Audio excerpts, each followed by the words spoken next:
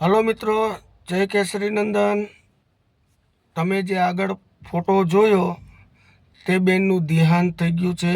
જે આપણે પહેલાં 5 વર્ષથી અનાજ, તેલ, મીઠું, મરચું આપતા હતા અને એમને 12 મહિનાનું આપણે જરૂરિયાતમંદ વસ્તુ આપતા હતા। આજે એમનું દેહાંત થઈ ગયું છે, તો આજકાલમાં એમનું 12મું કરવાનું છે।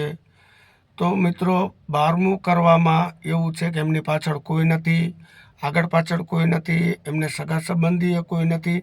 તો મિત્રો, એમની અંદર કાલે ને પરમ દિવસે એમનું 12મું કરવાનું છે, કે જેથી કરીને એમને દિવ્ય આત્માને શાંતિ આપે। જય ભગવાન, જય ભગવાન, જય ભગવાન।